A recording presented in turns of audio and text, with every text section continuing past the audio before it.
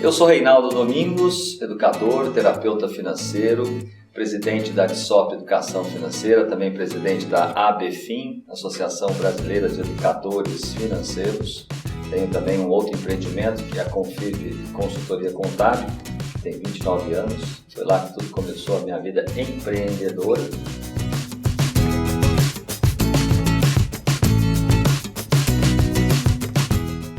O meu empreendedorismo mesmo nasceu quando eu fui auxiliar de camelô quando tinha 12 anos de idade. O primeiro sonho com 12 anos para eu empreender, buscar o recurso que chamava-se dinheiro, foi ter uma bicicleta como objetivo principal. Lá no interior de São Paulo, Casa Branca, com 12 anos, sonho, bicicleta. Quanto custava? R$100.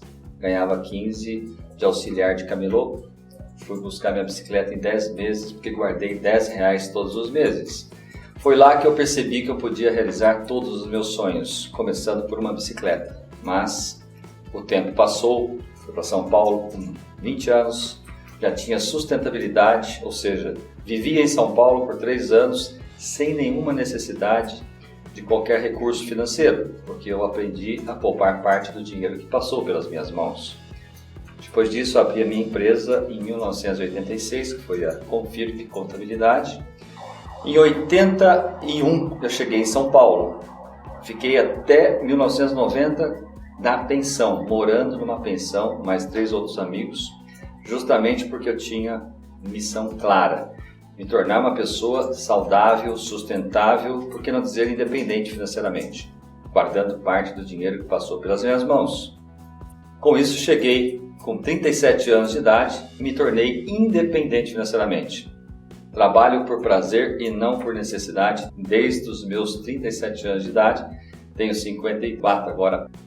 A ADSOP nasceu em 2008 com a finalidade única de disseminar a educação financeira do Brasil e no mundo por meio de uma metodologia criada lá com 12 anos, quando nasceu a metodologia, que chama-se DSOP, de SOP, diagnosticar, sonhar, orçar, poupar.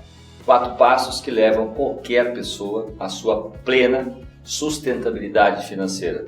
A ADSOP hoje tem 41 franquias no Brasil, uma sucursal em Orlando, na Flórida, nos Estados Unidos. Trabalhamos com projetos com Vila Sésamo, trabalhamos em 10 países pela Vila Sésamo, tudo usando a metodologia de SOP, trabalhamos em 30 países na Europa.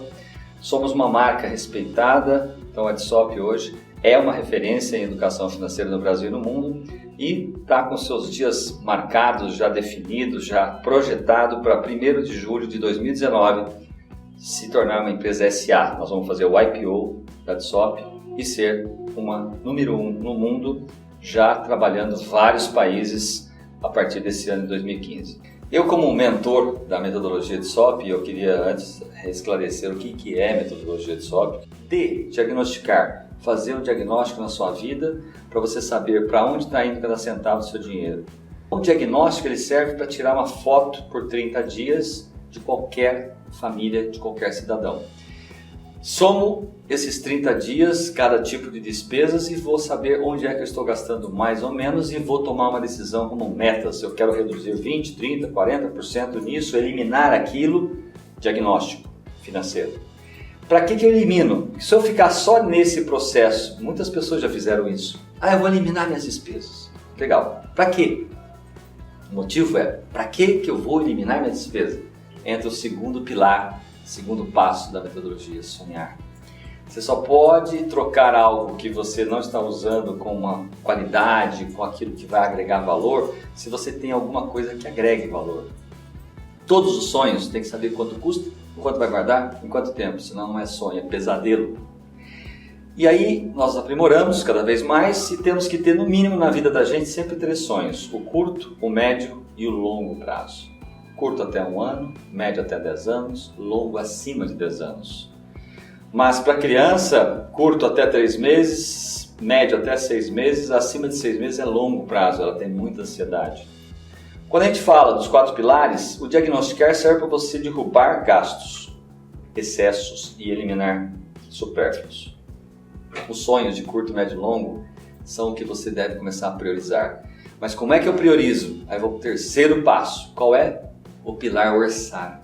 Eu preciso fazer um orçamento que priorize esses sonhos.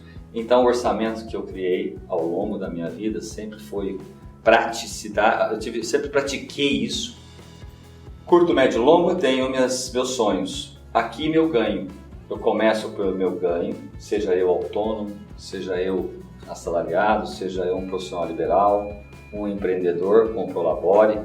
Eu ganho meu Prolabore, ganho meu salário. Tiro primeiro para os meus 3 sonhos. Aqui vem as despesas. Opa, eu fiz um diagnóstico, tirei o excesso, então minhas despesas caem. Eu entro com esse sonho e faço um orçamento que ele seja prioridade. 3 sonhos.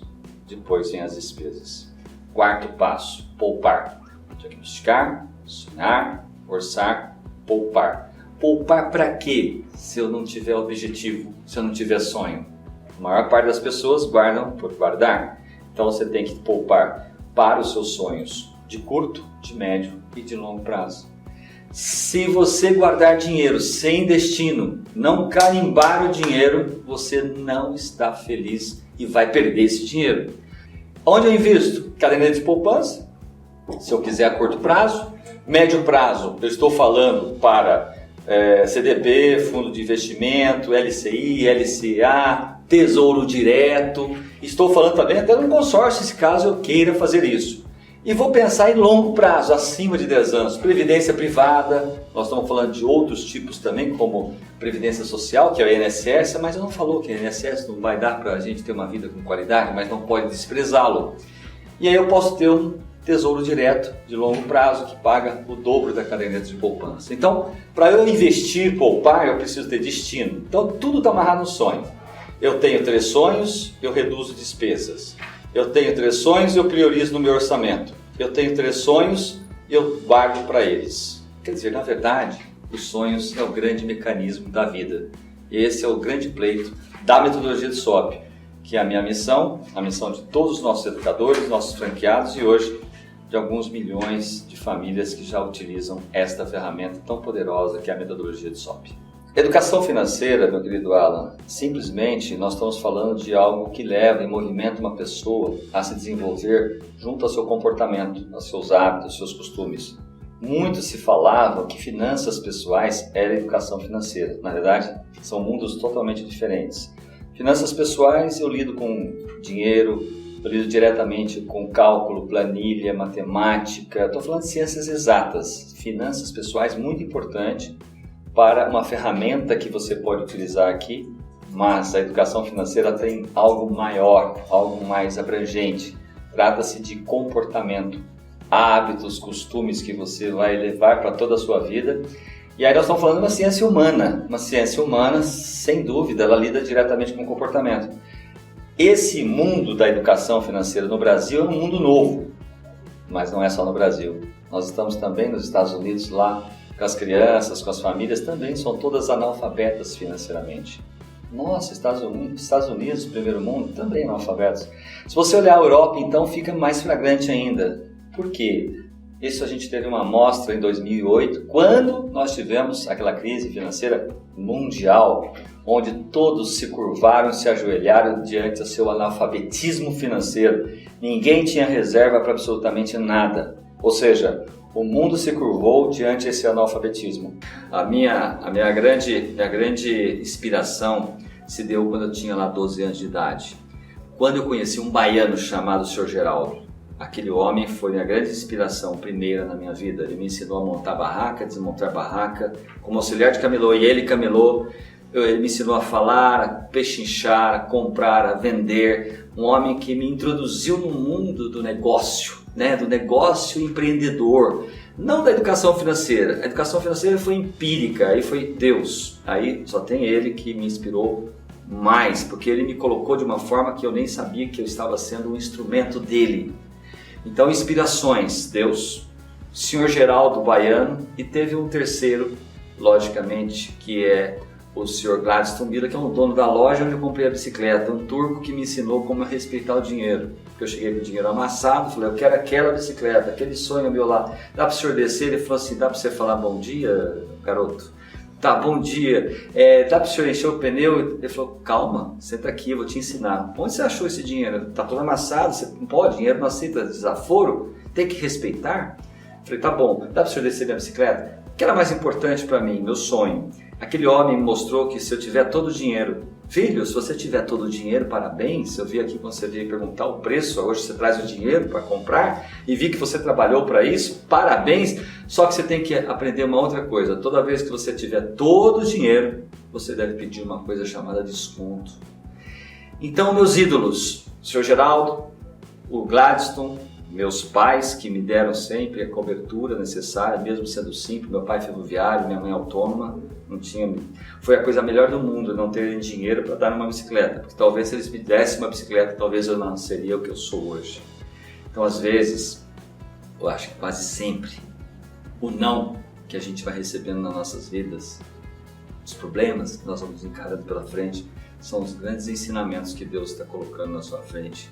Então, quando você tiver um não, é Deus abrindo a porta para você em muitos outros lugares. Esse acho que é o caminho melhor que a gente pode ter como exemplo de vida.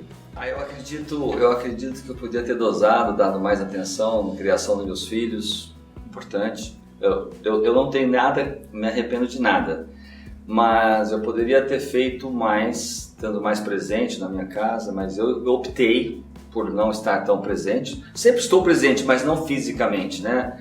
Até porque eu fico 24 horas focado na minha missão. Aliás, para você que quer se tornar um empreendedor de sucesso, não basta trabalhar 8 horas, esquece. Essa possibilidade está fora de qualquer cogitação de sucesso.